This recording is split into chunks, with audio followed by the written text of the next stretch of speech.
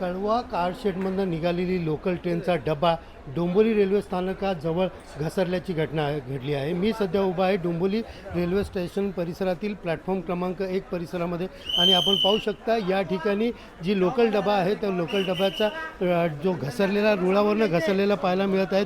विशेषतः पाहायला गेलं तर युद्ध पातळीवरती या ठिकाणी रेल्वे प्रशासनाकडनं काम सुरू आहे। मात्र आपण पाहू शकतो की स्टेशनवरती मोठ्या प्रमाणात गर्दी या ठिकाणी दिसून येत आहेत। एकंदरीत पाहायला गेलं तर रेल्वे डबा घसरल्याने अप आणि डाऊन मार्गावरील सर्वच लोकल जे आहेत त्या विस्कळीत झालेल्या आहेत, उशिराने सुरू आहेत। विशेषतः कळवा ठाकुर्ली आणि कोपर या रेल्वे स्थानकावरती डाऊन साईडच्या गाड्या ज्या आहेत थांबणार नसल्याची सूचना या ठिकाणी रेल्वे प्रशासनाकडून दिले जात आहेत। विशेषतः पाहायला गेलं तर ही गाडी रिकामी असल्यामुळे कुठली जीवित हानी झाली नाही। मात्र या गाडीच्या रुळावरनं घसरल्याने मोठ्या प्रमाणात या ठिकाणी लोकल जी आहे ती विस्कळीत झालेली आहे। काल या ठिकाणी लोकलचं काम करण्यासाठी 10 तासाचा या ठिकाणी मेगा ब्लॉक घेण्यात आलेला, मात्र त्यानंतरच आज पुन्हा ही अपघात अशा प्रकारची घटना घडल्याने मोठ्या प्रमाणात प्रवाशांना नाहक त्रास सहन करावा लागत आहे।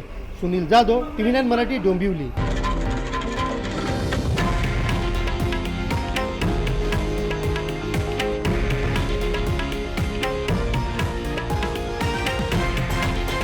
हे आहे देशातील नंबर 1 न्यूज नेटवर्क आणि आपण पाहत आहात TV9 मराठी, एकमेव।